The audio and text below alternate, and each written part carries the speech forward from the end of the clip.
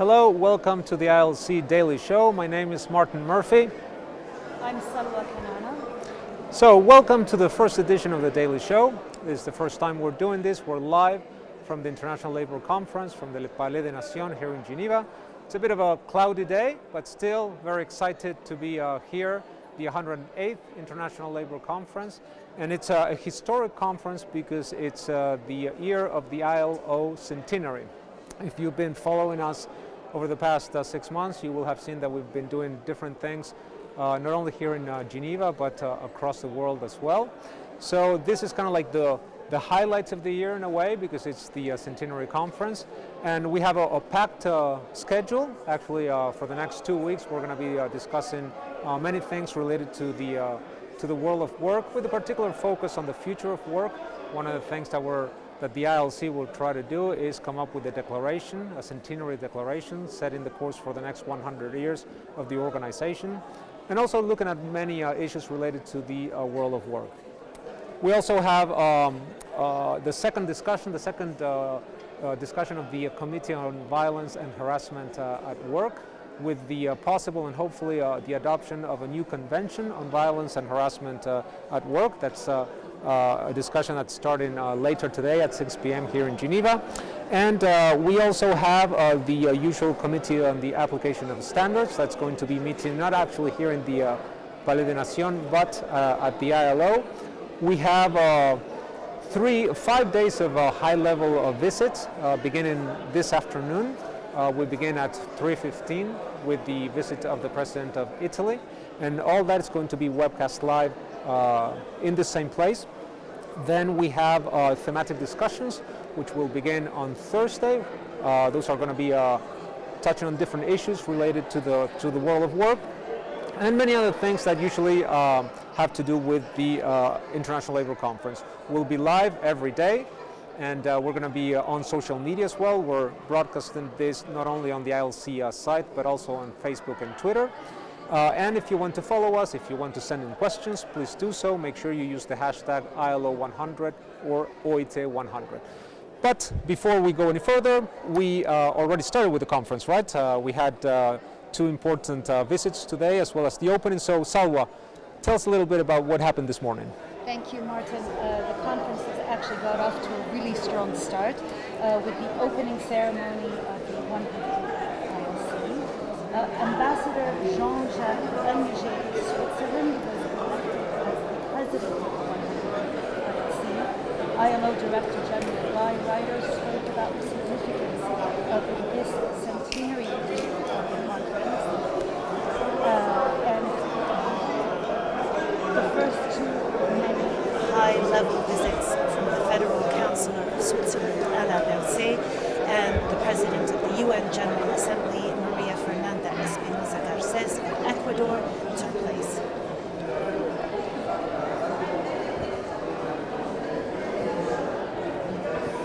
Nous devons faire honneur aux fondateurs et à la mission de l'OIT pour tracer le chemin de l'OIT de demain pour l'avenir du travail.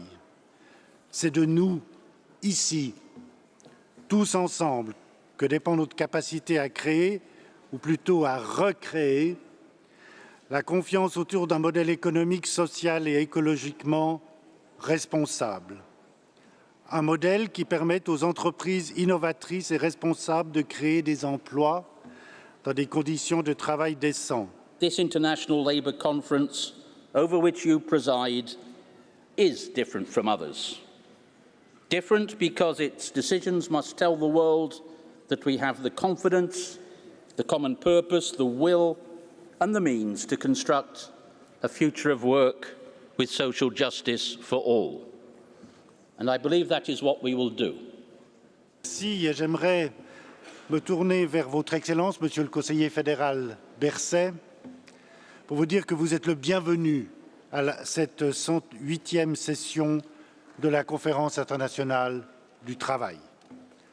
Mesdames et Messieurs, c'est un grand privilège pour la Suisse d'accueillir la conférence du centenaire de l'Organisation internationale du travail. L'installation à Genève de l'OIT et de la Société des Nations il y a 100 ans a été l'une des pierres angulaires du développement du multilatéralisme et du rayonnement de la Genève internationale. Et comme membre fondateur de l'OIT, la Suisse partage les valeurs fondamentales de l'organisation, la justice sociale, le partenariat social.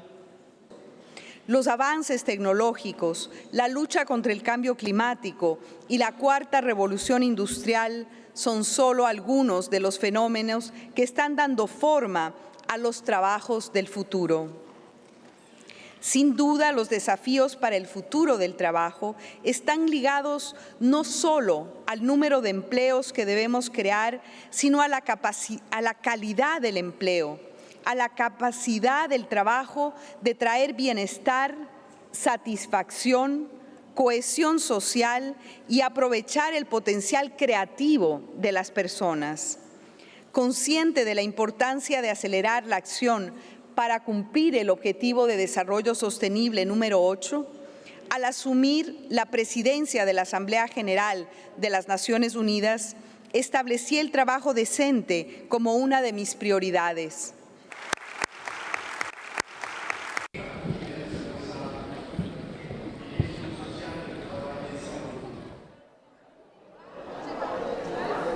Those were the highlights of the first half of the first day of the 108th International Labour Conference. Yeah, indeed. So we saw that the ILO's Director General, Guy Ryder, spoke at the conference. It is something that he always does at the beginning of the conference to formally open the ILC. But before he opened the conference, he came to the ILC. We had a chance to meet him and to speak to him earlier today. And it was actually our colleague Adam Bowers who met up with the DG, and this is what he had to say. The Centenary International Labour Conference gets underway in Geneva today. I'm here with the Director General of the ILO, Guy Ryder, to find out a bit more about what's on the agenda. Director General, good morning. Morning.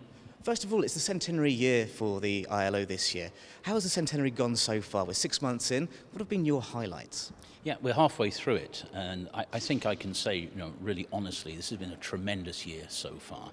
I've seen two things. One is since the launch of the Global Commission report on the future of work in January, the whole issue of the future of work seems to have really engaged our constituents, governments, employers and workers in a really exciting way. These are the debates taking place at the national level, and I've gone around quite a lot of member states in the first half of the year, shared in centenary events with high-level participation. And what I see there is that our members are taking this agenda for themselves. It fits in. This is a debate which really addresses the question which people across the world are interested in. So I think we've set up our conference, which now starts, really well this year. And 187 member states of the ILO are coming together for these 2 weeks. It's not just because it's a centenary that it's a significant occasion. Could you tell us a little bit more about the agenda of this year's ILC? Yeah, a more than usually exciting conference this year, it being our centenary. And as you know, we've got 40 plus heads of government, heads of state joining us. It's an honor for the organization, but it's also an indication of what we're doing matters to people. What's on the agenda? Well, obviously we have the future of work debate. We want to adopt a declaration on the future of work, which I think is potentially a historical step for our organization. This is a really important and relevant exercise. But it's not the only thing we have to do. We have to adopt a budget, by the way. It's not the smallest of things for the ILO. We have to do our regular work on the supervision of standards, always an important part of the work of our conference, and not an easy one either. And then we have this, I think, extraordinarily important adoption of a new convention and recommendation, I trust, on the question of violence and harassment at work. The ILO is, after all, a standard-setting, a normative organization.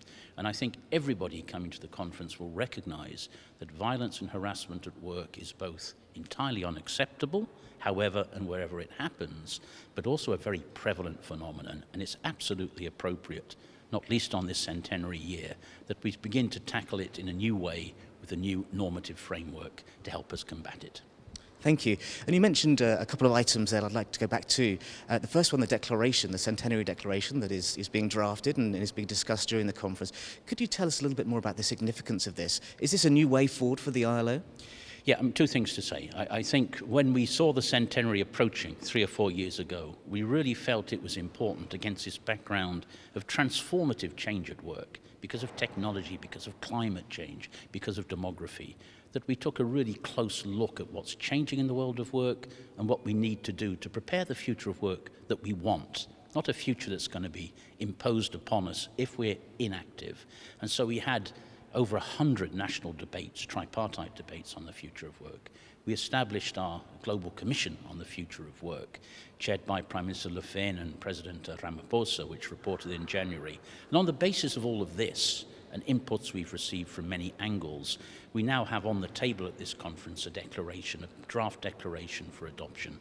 We're going to have 2 weeks of hard negotiations on this declaration, but I do consider that adopting this declaration is a truly historic moment for the organization. You know, at critical moments of our history, and I think of the Philadelphia Declaration of 1944 classically, the ILO's been able to take a look at itself, take a look at its circumstances, and set out a clear statement of its intentions for the future.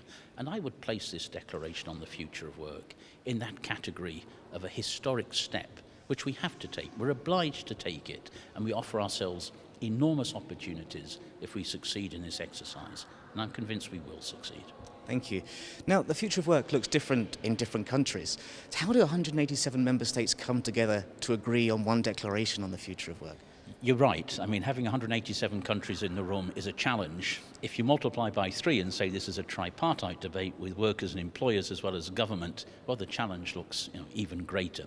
What I think is absolutely essential in this debate, and what will be a precondition for its success, is that we do take this universal look at the future of work. Some of us have thought, well, maybe we have to talk about futures in the plural of work, because conditions do vary so much around the world. But I'm confident in the work that's been done in preparation, that we've understood that the realities in Silicon Valley and the realities in the Nile Valley are quite different, and yet there are commonalities as well. What people want around the world is an opportunity for a decent job, a job that in some cases pulls them out of poverty, allows people to live a decent life, allows them also to fulfill their own ambitions and to play a part in broader society. So, despite the variation of circumstances nationally, there is really a binding together factor in this debate. And I think that the ILO personifies that binding together, this universality of mandate and ambition.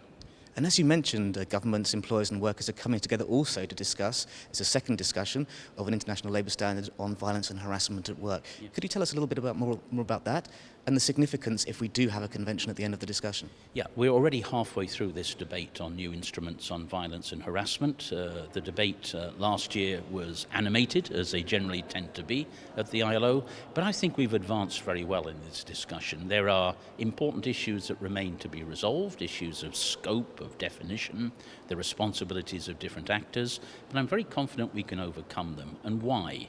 Well, firstly, because everybody agrees that any act, any threat, any feeling of violence and harassment at work is simply unacceptable, has no place in the world of work. And so we have a responsibility to address these issues.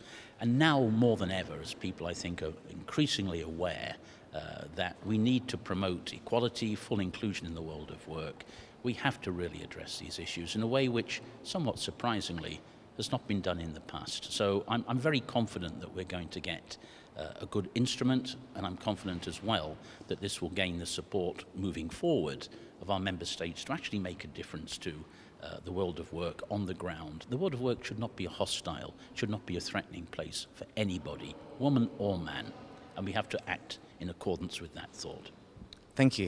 And obviously your hopes for the conference this year, we hope to have a new convention, we hope to have a Centenary Declaration. But overall for the conference, what are your hopes this year and then going forward for the remainder of the centenary? Look, it's a wonderful moment. I think the eve of the conference is always a moment of a certain nervousness, but great excitement. What I've detected in this centenary year is not only a recognition of the history, achievements and mandate of the ILO, which is an enormous satisfaction, but a determination around the world in what are sometimes difficult circumstances for the multilateral system, a real appetite from our member states in all of the regions, governments, employers and workers as well, to come together and to carry forward this extraordinary job that the ILO has been doing for 100 years. Who would have thought 100 years ago, when the ILO was really the first building block of the multilateral system, that we'd be here now with a job which is not finished. We've made enormous progress over the last 100 years, but nobody can deny that we have a long way to go. And I think our conference over the coming 2 weeks is going to be an enormously important springboard, if I can put it like that, for the future work to be done. Very excited, very optimistic. Thank you very much, Director General. Thank you. And that was our colleague Adam Bowers speaking earlier with the ILO DG Guy Ryder. Salwa. To celebrate one of our celebrations for the ILO Centenary on April 11th was a 24-hour event. So over 24 hours from 24 locations, 24 countries, we had 24 events to celebrate the work of the ILO through performance, through song, through discussion. So each day of the ILC on the Daily Show will be bringing you some highlights of this global celebration. And today we're going to get some highlights from Fiji and Manila.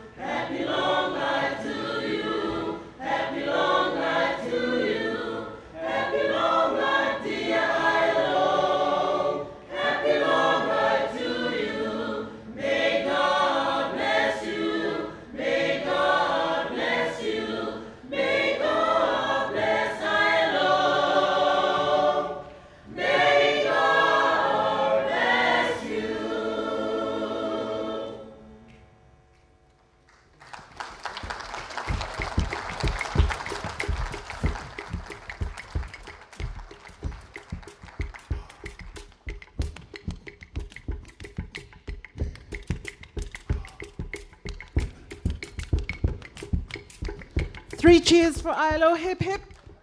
Hip, hip. Hip, hip. Kyla.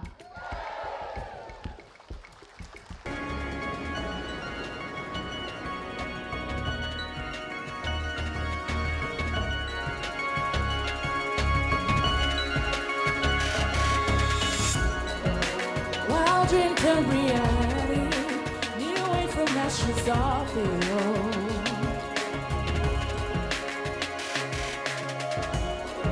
For the people who don't have all the riches, the right to live and not simply exist. But we want the bread and we need to send word to. I'll stand here beside you to guide you across all the rebels. I'll be your partner in universal peace, seeking social justice. 'Cause together we're strong and it won't be long. We got a vision, all the justice we've been preaching, make a better world. 100 years of vision for the human condition. Extra, extra, read all about it. We got a vision. Some place can't survive without living. This world is a place, we can't survive without a living, no, no, together we can make it. together we can make it. Together we persist. We'll go as far as we can. We've been working for this chance. Better future, better days. Oh, we deserve better days. We're gonna make it happen. So many voices say the same. Let's shake the chains tomorrow brings.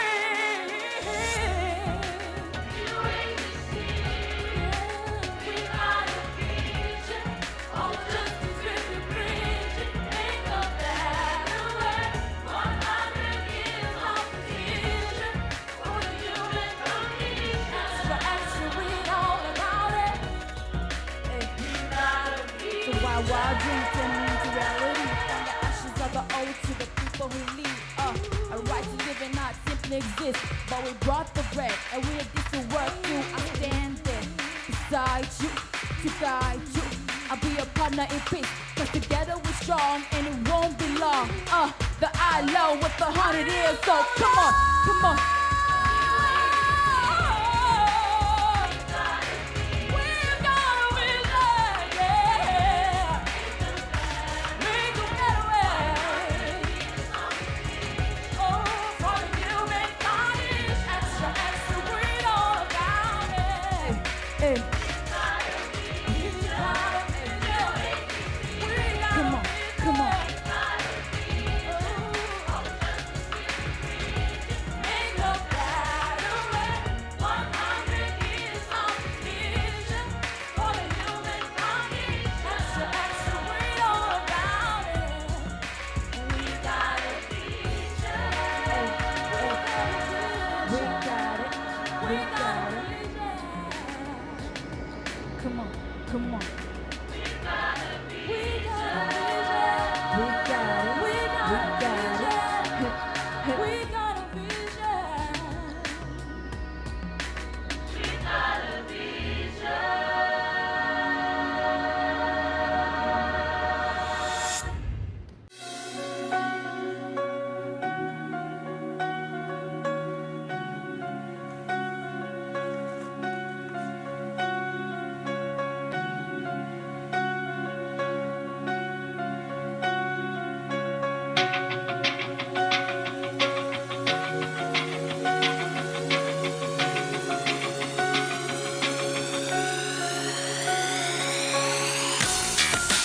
Wild dreams turn reality, a new way from ashes of the old.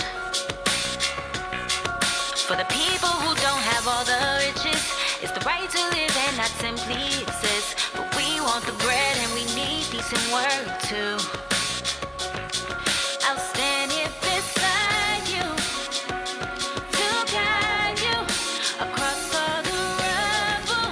I'll be a partner, a universal peace, seeking social justice. 'Cause together we're strong and it won't be long. No, the new age is here, and we've got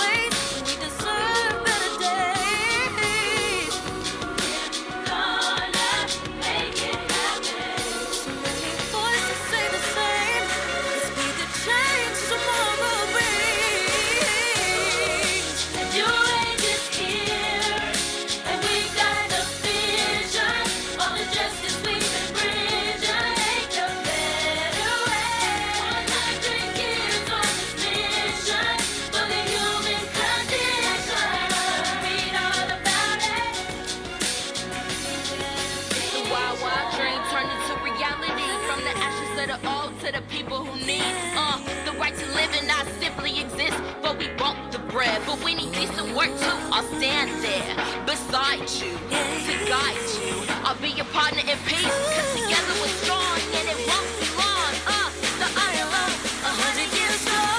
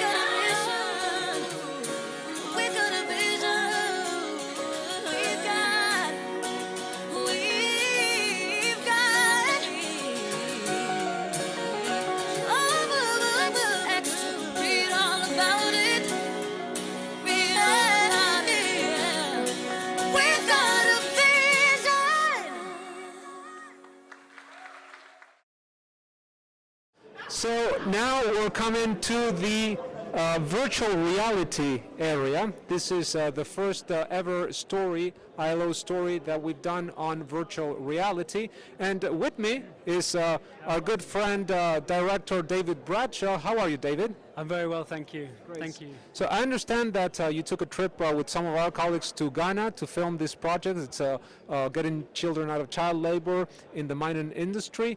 Tell us a little bit about the project first, and then what it was like to film this. Yeah, absolutely. So we were hosted by your colleagues in Ghana of the Caring Gold Mining Project. Mm-hmm. We had great support from the families of these children who welcomed us into their homes in order to allow us to film what is some incredibly intimate portraits of their lives and the experience that they've had working in the gold mining industry. And I see some people they have their goggles on. Is it 3D or virtual reality? What's the difference? Yeah, so this is it's a virtual reality experience. It's in fact a 360 video, but it's in 3D. So that means that people can perceive depth. So when you hear the stories from the characters who sit in front of you, you can actually perceive the depth of where they are, and actually feels like you're sat talking to them. They look you direct in the eye, and it feels like this kind of very intimate setting for them to tell a story. But you also can look around within the headset and see things that are in front of you and behind you. So we worked with a specialist sound designer in order to create this 360 soundscape, so you can actually hear things that are taking place behind you, whether it be the mining or the children playing, and it actually gives you this sonic 360 experience too. Great. Well, thank you very much, David. I know it's a lot of work to put this together. We're going to head back the way we came. If you come with me, take care. And we're going to talk again to our friend Alex Belopkovsky. Alex, hi, how are you? All right? Good. I want to know a little bit more about this social media wall, so please tell me what this is about. Yeah, well, this is a real innovation this year for this conference, Centenary Conference.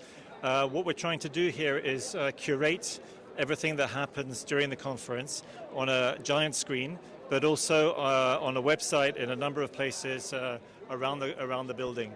And the idea is to really show delegates a little bit of a mirror of the community that's here through their social media posts, so with photos, with videos, with other kinds of things going on.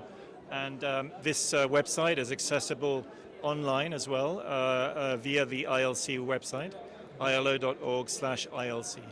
Now, if I'm a constituent and I'm not here in Geneva, I'm not one of the delegates, but I still want to take a picture and post it on social media, tagging ILO 100, will it appear here?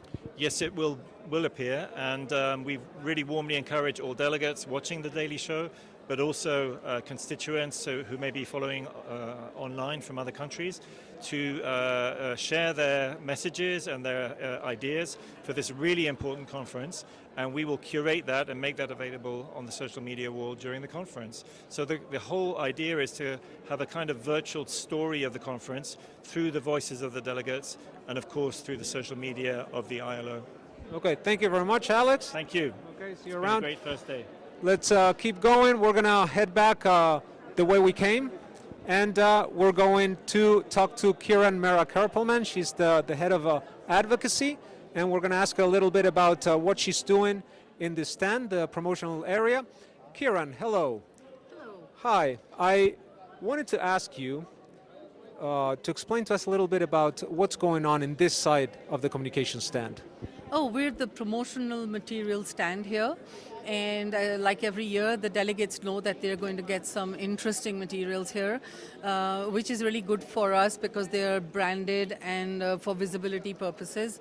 And this year especially, we have things which are very useful and are also environmentally friendly.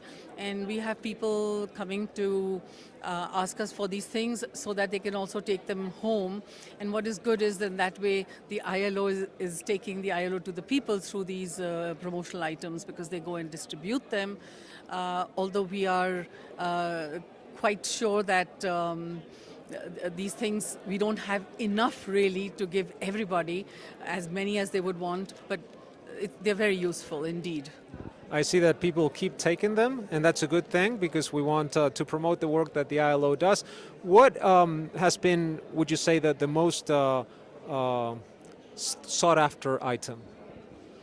I would say it's the pins, obviously, because all that glitters is not gold, although they would all like them in gold, they said. And also, as usual, the bags are very useful because that helps them to put their documents and everything. And also, our bags are ecological and they are reusable, so I think it's really good. And believe it or not, the bags have been very useful because of the rain. Absolutely. It's a rainy day, although it's not raining right now. It's not a bit. Right now, but it was. And I'm just saying also from the past that the bags have helped people who don't have umbrellas. Exactly. So thank you very much, Kiran. I'll leave you now because it's very busy, this part of the stand. And right now, we wanted to show you a video of what it's like setting up for the ILC. As you know, Kiran, there are more than 800 staff working to behind the scenes here at the ILC. So we wanted to bring to you a video of this setting up of the ILC. Let's take a look.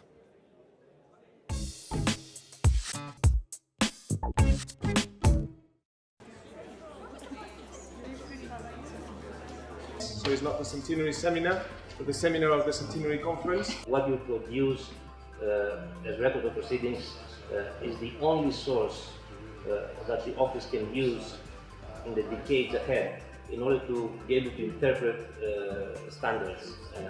We actually expect miracles, I think, from the people who come in and share for us. We ask a lot of them. We are extremely confident that the quality of the work that we do, the commitment of staff, the blood, sweat and tears that our colleagues bring to the conference will ensure that it's a success.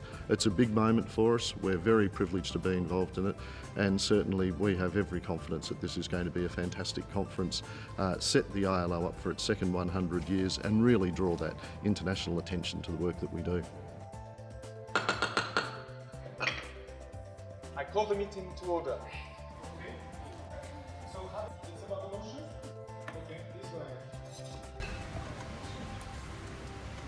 And thank you for pronouncing the name of my country correctly. I'm from Mathieu and I'm proud of it. Please raise your hand. Results of the vote shortly.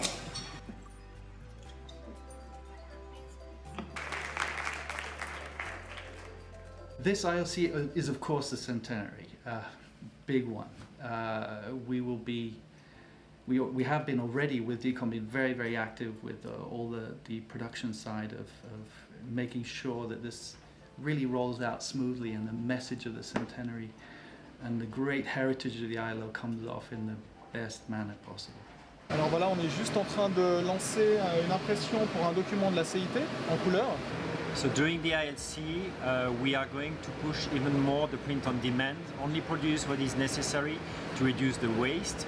And we're also using FSC paper and recycling all the paper that we're not using or different materials. Et ici, on a l'endroit où on stocke et on range tous les rapports de conférences, dont ceux de cette année, que Xavier vient de plastifier, de ranger et mettre à jour dans notre base de données ce matin. J'ai stock. Today, Edini and I are going to give you a snapshot of where we are with the text of the proposed convention and recommendation. Third, last but not least, what is expected from us, the Secretariat. So whether you are visible to the discussion, whether you come in and out, whether you're in the Secretariat behind the scenes, everything you've done up till now and everything you are doing and will do matters a great deal.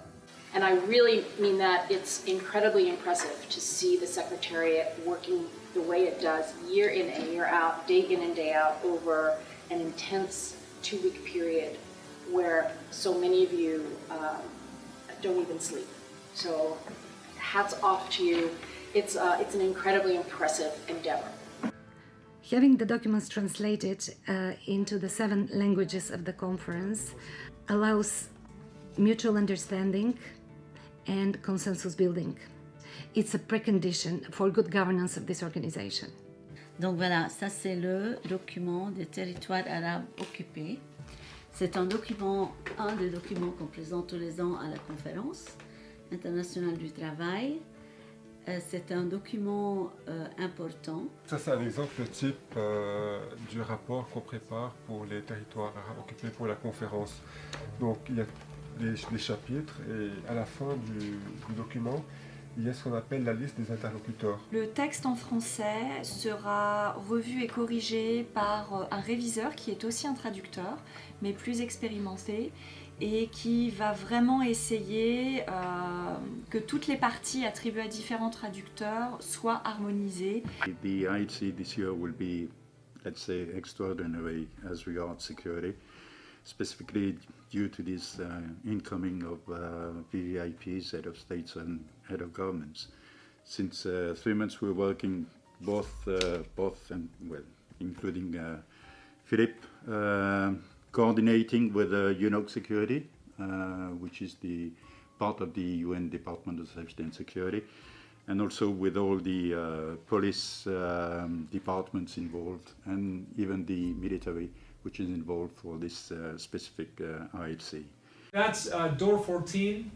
That's where the cars with the heads of state arrive. Because we're expecting a high number of VIP guests, there'll be high levels of security. So we're trying to manage how we're going to move all of these journalists around, and how also we're trying to give them access, but within the confines of the security restrictions. So I'm working on the strategy for the ILC Daily Show, and right now what you see behind me is the schedule for each day. The ILC Daily Show is a live broadcast that's going to go out daily, as the name suggests, with video reports on the ILO's impact around the world, as well as a flavour of the atmosphere of the conference and interviews with delegates, each day recorded live and then broadcast the next day on the show. We're going into the conference with strong momentum behind us. I think we can say that from a secretariat perspective, but I'm hearing it from our constituents as well. There is a bit of a buzz in the air about the ILO Centenary. The future of work in the ILO Centenary was very much at the centre of their discussions, And what we're doing on the future of work, I think, is setting the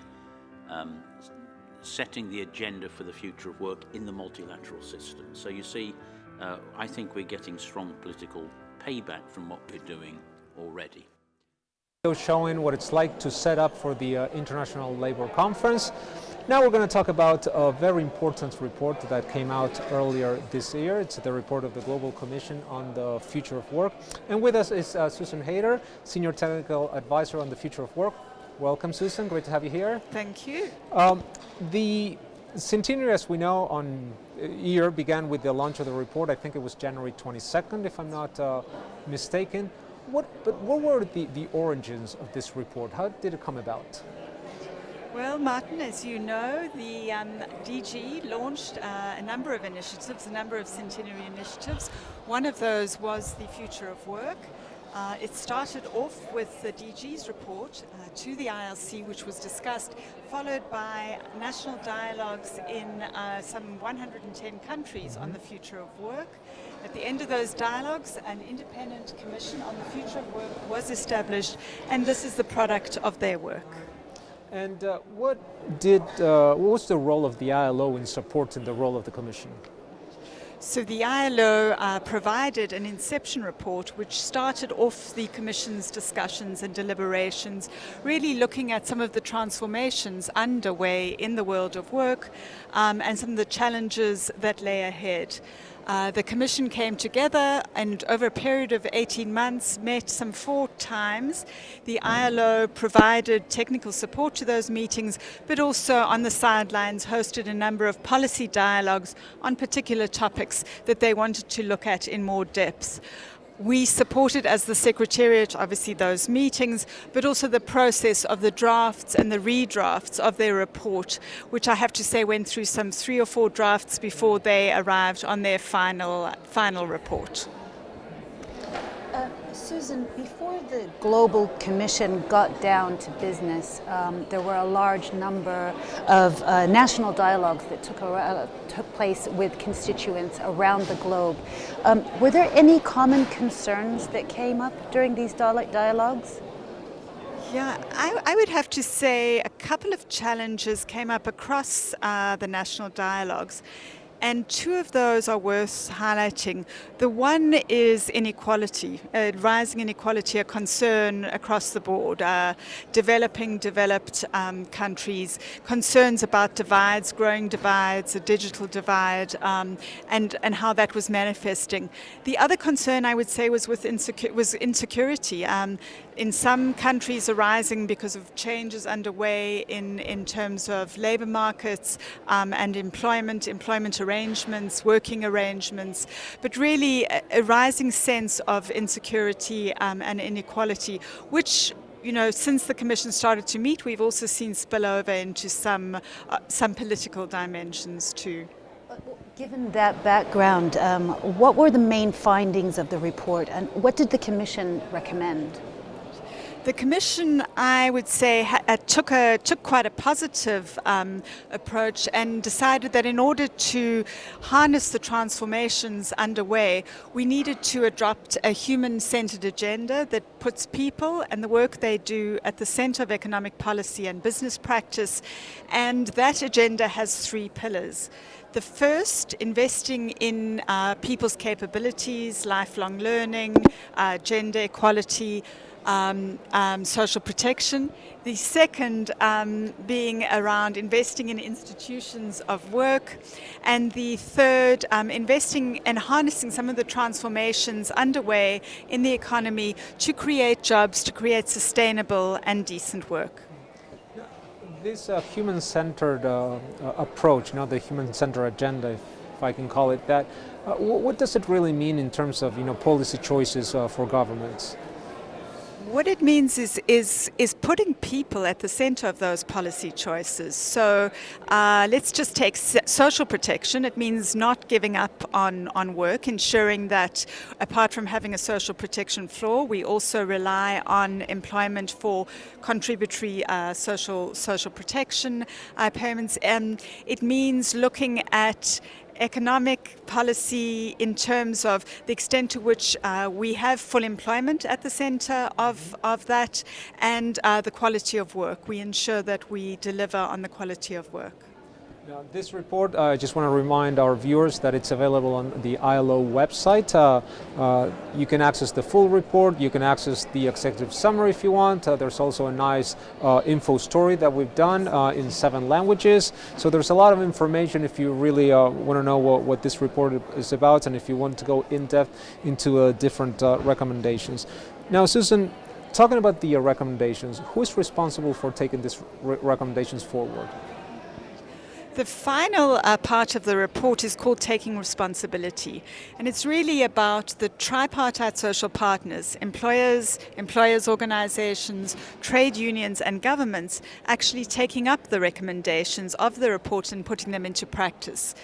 The recommendations say a lot about the what needs to be done, perhaps less detail about the how, because that's really something that the tripartite partners need to work out at the country level.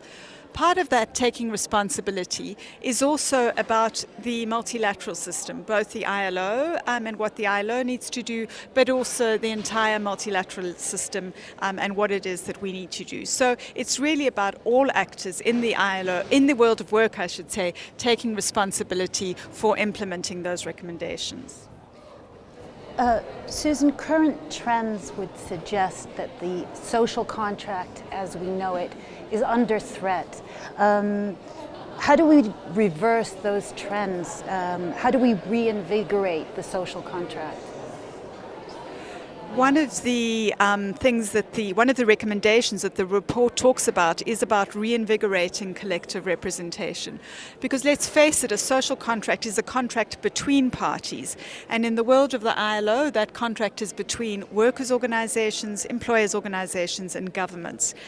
And so the report recommends reinvigorating that collective representation, making sure that those organizations are the legitimate voice of employers and workers, and having them come together to pick up the recommendations in the report and put them into practice.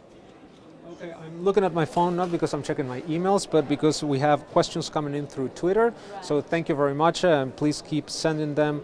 The hashtag is ILO100 or OIT100. And the question that I have, probably not surprisingly, is about automation and artificial intelligence, which is a very, I guess, famous or popular topic when it comes to the future of work. The question says, where did the Global Commission come down on automation and artificial intelligence? Should we or shouldn't we be concerned? Well, I thank you for that question. This is something that we saw coming out of the national dialogues and was discussed by the Commission. Should we or shouldn't we be concerned? I think we should be concerned. Let me start with why we should be concerned. I don't think from all that we have read and looked at that we're going to see the types of job losses that many of the doomsday predictions have led us to believe. But what we will see is considerable transformation in labor markets, and that the skills that we have today will have a very short shelf life. And so we should be concerned to ensure that we're updating our skills and that we're supporting people through the transition, supporting people, providing access to lifelong learning so that they can transform themselves, update the skills, and that they are supported as they go through the transitions. The artificial intelligence, I think, is changing the way in which we work. There is a need, again, one of the things we should be concerned at is how we as humans interact, and there is a need to ensure that at the end of the day, humans are in control. And this is something the Commission spoke about, the need for, at the end of the day, to have a human in control, for humans to be taking those decisions, and to look very much at the interaction and the interface also between workers and technology, and what does that mean for some of the new, perhaps occupational health and safety hazards that are down the line and that need to be addressed. Okay. Another thing that I found very interesting about the report is when the Commission talks about a universal labor guarantee, including an adequate living wage. What does it mean for people who might not know what it is? Well, the ILO being 100 years this year, in the preamble to the Constitution, it talks about certain working conditions, certain principles, the living wage, excess working hours, putting limits on excessive working hours, and the like. And what the Universal Labour Guarantees is to ensure that 100 years later, those working conditions that were promised in the preamble are guaranteed. Now, that can be ensured in very different ways across very different countries, but it's basically about ensuring that we have, irrespective of what the context is, a floor of labour conditions that ensures that all workers have a limit in terms of excessive working hours, are paid a living wage, have an assurance of the right to life and protection of occupational safety and health at the workplace, and then of course respect for fundamental principles and rights at work. Susan, this week and next week at the International Labour Conference, governments, employers and workers are coming together with the intention of agreeing a way forward on the recommendations through a Centenary Declaration. Can you tell us a bit more about what this is? The Centenary Declaration that will be discussed this week and next week is very much inspired by the recommendations that were made by the Global Commission. We hope that that declaration will provide a roadmap for the International Labour Organization, for workers and employers organizations and governments for the next 100 years, and perhaps also some signposts as to how we can ensure and deliver on decent work given some of the transformations that we are seeing underway in labour markets today. I think we still have a bit more time for one more question that's coming through Twitter. It says the Secretary General Antonio Guterres has warned of disaster if we don't do something quickly to tackle climate change. Where does the world of work come in, and does the report say anything about climate change? Absolutely.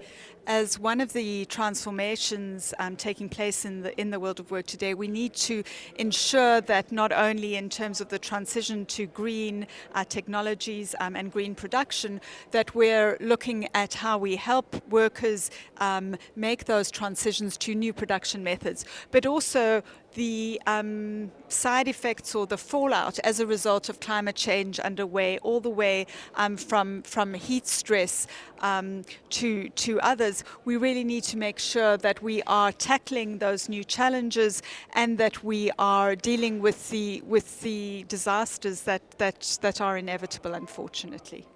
And I think we still have time for one quick question. The Commission, we didn't say what it was, who made up the Commission. We talk about this Commission. Can you tell us a little bit about the setup of the Commission, please?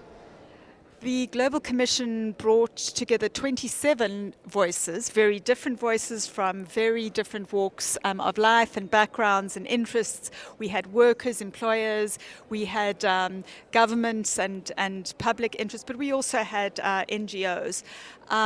It was chaired by one Prime Minister and a President, two heads of state.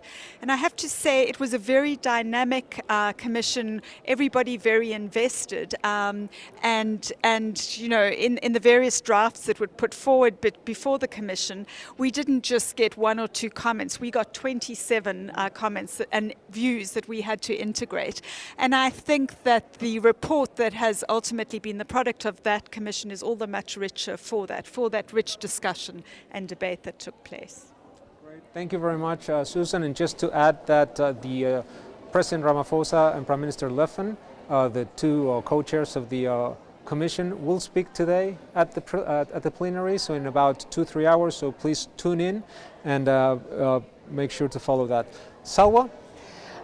This is just a reminder that you're joining us live at the International Labour Conference Daily Show. Now, during the conference, we are going to have reporters out and about speaking to delegates about some of the issues on the agenda. Just before the ILC started, two of our roving correspondents had a look at how to navigate the UN Palais des Nations, which is our venue for the next 2 weeks.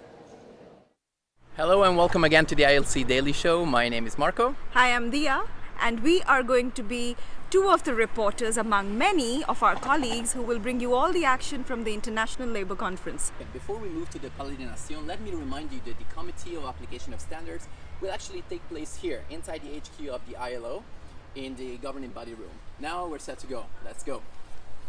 We are now about to take the bus to Palais des Nations, and you will have a shuttle service when you're here, so don't worry.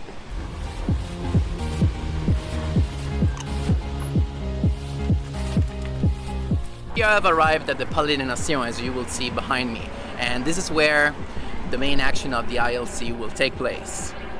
And the shuttle will drop you in fact here, and what you see behind us is the Prenny Gate, where all the security checks takes place, so yeah, you will have to go through that. Let's go see it. Yeah.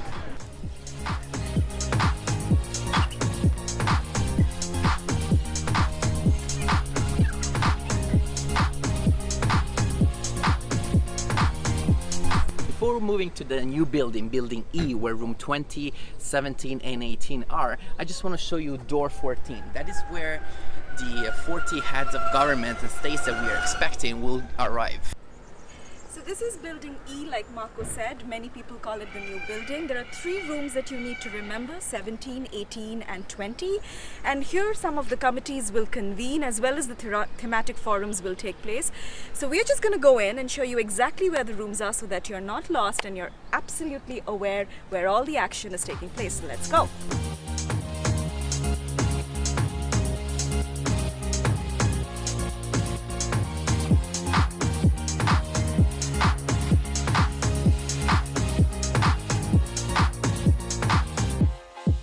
Room 17, there will be the standard setting committee that will convene, and all the delegates will discuss the new convention, proposed convention and recommendation of violence and harassment at work. So you do not want to miss that. So this is room 18, and the committee of whole will meet here, and they will discuss the proposed Centenary Declaration. So we are all set for room 17 and 18. Get into the ground floor and 1 level down, like Marco said. Hey Dia, what's so special about room 20? It's beautiful, and it's also the Human Rights Council room. You'll just check it out in a minute. Right. So this is room 20, and we came 2 levels up, and this is also called the Human Rights Council room. And what's happening here are all the thematic forums, and they're going to discuss and debate. And as you know, ILO's future of work discussions will take place. There will be no formal outcome, but you would want to attend these discussions because they are rich in perspectives, and all the delegates will brainstorm on whatever work ILO has done so far on the future of work. So room 20, Human Rights Council room. As you walk out of room 20, in the space in front of it, which is this one, during the ILC, an interactive exhibition will be installed here. So whenever you're taking a break, Mark and I will show Will, just check out this exhibition. I promise you it's pretty cool. Yeah. And now, I want to take you that way, towards the plenary room. So that's where the main discussions will take place, and where the heads of states will be speaking to in front of all the delegates. Let's go. Perfect. Okay, so now we are leaving the new building. We'll walk through that tunnel and go where the plenary room is going to be. So let's go.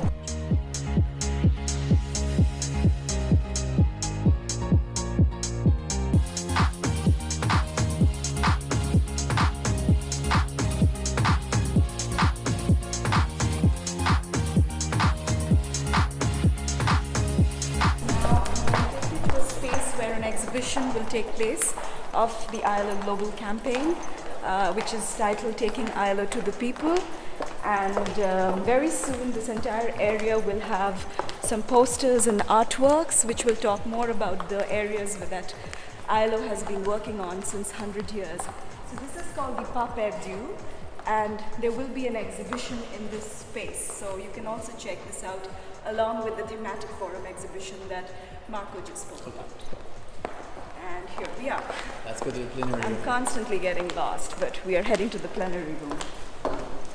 So this is the main plenary room. So you will see a lot of this room. And this is where the main action of the ILC, the main discussions, as we mentioned before, will take place. So each delegation will be sitting around here. You will see nameplates of each country.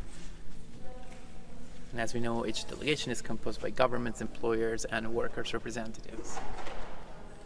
Then up there are the galleries. Some countries will be sitting there, as well as observers, members of INGOs and NGOs, and members of the press. And whenever head of state comes, he or she will come to the podium and address the conference.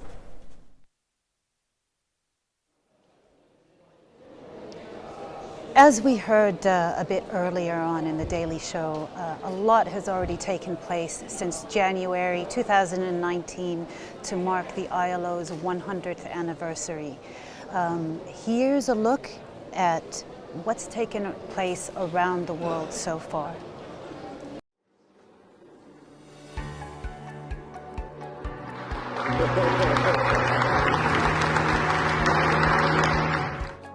For us all to work together to defend not only our own interests, but those of others, so that social justice is available to all, with none left behind and all moving forward in this new ILO century.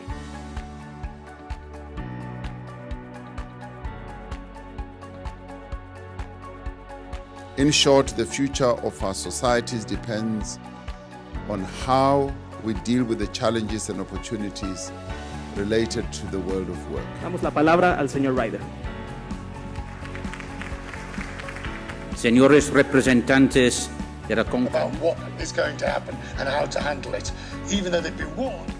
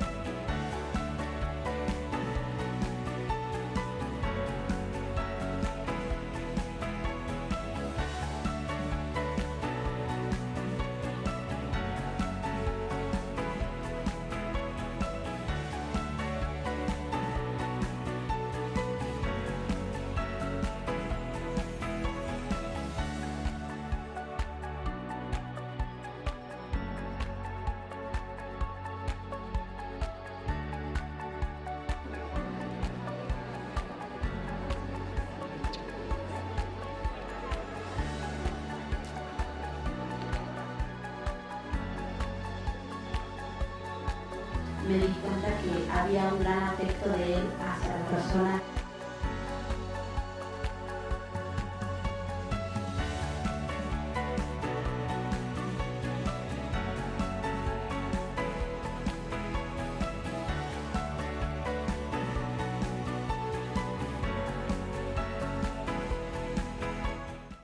On this rather chilly New York midday, the International Labour Organization celebrates its 100 years tomorrow.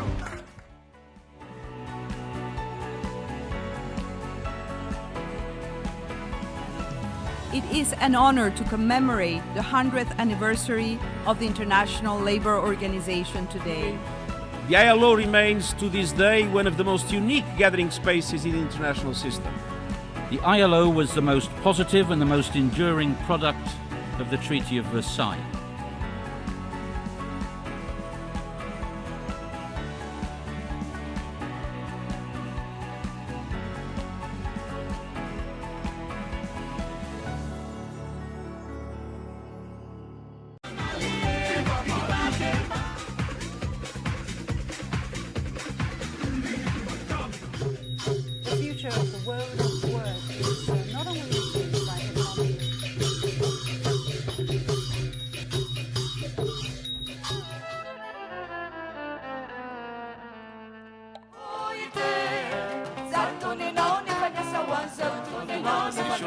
празднованию столетия международной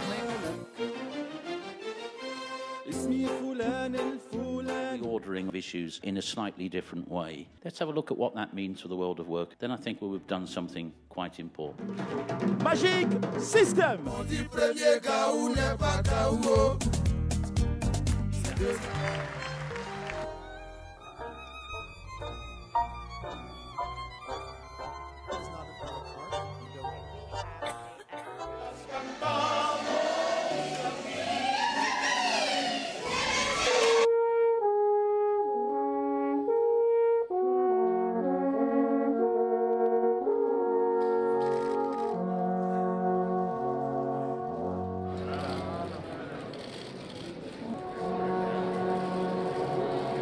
Well, I'm delighted to be with all of you, and I think that you can be very proud to work for ILO.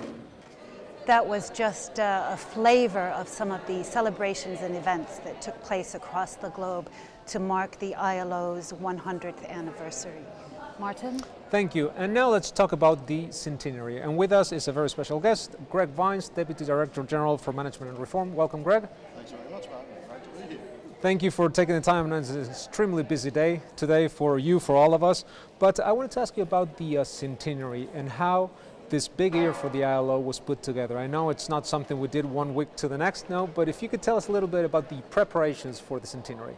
Well, I'm sure, as you can imagine, they've been fairly complex, they've been extraordinarily time-consuming, and they've also been just wonderful, I think, because what we started really about 12 months ago, a little bit more than 12 months ago. The Director General asked me to chair a task force of staff from across the various offices in Geneva, as well as from representatives from the field, and we did a lot of thinking in those first few months about what the nature of the commemoration of the year should be. We set out, of course, we wanted to have some celebration in it, but really we wanted it to be a serious opportunity to really take stock of what the ILO had been doing, what we need to be doing in the future, and of course to do that in the context of our member states and social partners as well. So over the last 12 months we've had a very comprehensive program of talking to our member states, talking to staff to get a whole range of ideas up. Of course, an integral part of all of this has been the communication strategy that you're well aware of. That's been developed and I think really been the common thread through all of the work that we've done, both in terms of the celebratory functions, the terrific launch of the centenary we had back in January this year, which was both an opportunity to celebrate the centenary on the same day that we were launching the Global Commission report. And it's been a similar approach we've taken right the way through. We don't want to be dull and boring and not have any celebration, but we really want to focus on the work.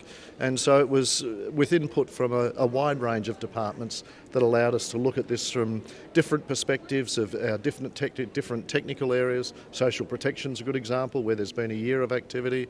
We looked at how we could also not only engage with our member states but also other organisations within the UN system, given that this is a special celebration for the UN itself. And so it was really a lot of thinking, a lot of effort by a lot of people that mapped us out for the full 12 months. It's not one day of celebration, it's a full 12 months. We've reached about the halfway point and certainly the pinnacle with the conference, but there's still a lot more work to do and a lot more activity to be held throughout the year. Absolutely. Of course, the centenary is not something that's happening just here in Geneva. There's a huge involvement from the field, from our field offices, from our constituents as well. And one of the things that we did earlier this year was the global tour. I know you were very much involved in that. Could you tell us a little bit about that, what it was? And I think you were in Amman, if I That's remember right, correctly. I was in Amman, and I think the global tour was a real highlight. I do recall in one of the earlier discussions that you and I had where you brought this concept to me from DCOM. If I recall, you were only offering to do it in 12 member states, and I reminded you that there are actually 24 hours in the day, so let's double it out, and you very graciously agreed to do that. But I think it was a terrific day. As you say, I was in Amman in Jordan for it. We had a great event there, a real strong celebration of the work that the ILO does in that country, both with the member state there, with the refugee issues, but it was also a real vibe in the room of celebration, of people coming together, of recognising the impact that the ILO has had in a range of areas. And certainly I took opportunities throughout the day and since to look at the events we held in every other of those 24 countries, and I think it was just such a unique thing to start in Fiji, follow the sun around the globe and come back to finish in Peru. It was excellent. It really showcased the diversity of the work that we do. It showcased the features of the countries that we held those events in, and I also think that without exception it was a very strong tripartite activity in each of those. And I know we do have available just a short compilation, and I certainly encourage anybody who's got access to the internet to have a look at that, because it really is literally a world tour, and one that has the ILO as at the centre of it. Greg, the UN Secretary General was here a few weeks ago for the first meeting of the UN Chief Executive Boards to be hosted at the ILO. What was the significance of this event? Look, I think it was really significant, and certainly we arranged that as part of our centenary planning. We did want to send the message that what a key part of the whole of the UN system the ILO is.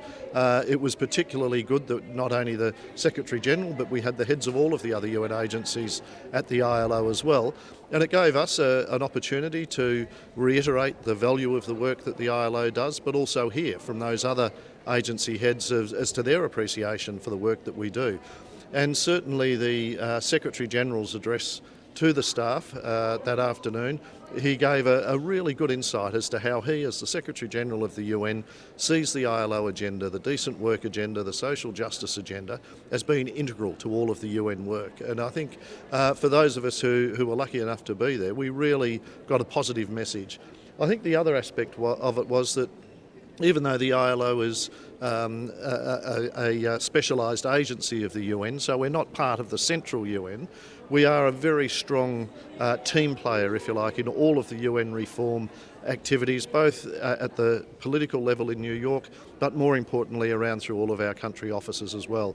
And I think this gave us an opportunity to really reflect the ILO's role in UN reform, and also for us to get across that important message, that unique thing that we bring to the UN system, and that is our tripartism. So that when you sign up for the ILO, when you get engaged with the ILO, when you're doing activities with us, it's not just us and our member states, it's us and the representatives of working people and employers in those member states as well.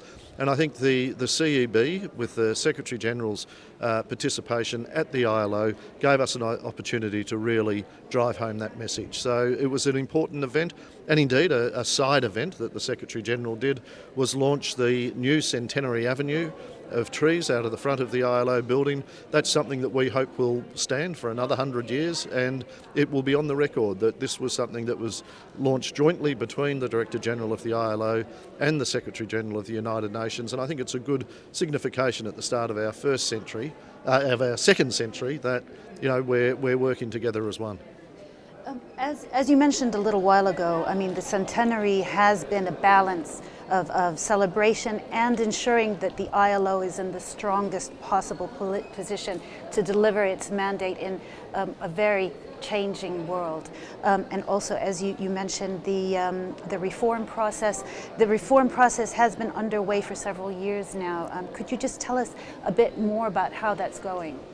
Yeah, I guess we look at it from two perspectives. The ILO's reform itself, and we have gone through a very intensive, not only reorganisation of our structures within the office, but really a reorientation of the way we do our work. I think that over the last 7 or 8 years, we've become much more responsive to our member states, to the needs of our social partners, the workers and the employers in those member states. I think that we have become much more focused in the way that we're doing our work. Like all UN agencies, we're under very tough budgetary requirements. We don't have any spare cash, and so it means we've really got to focus on delivering those services to constituents.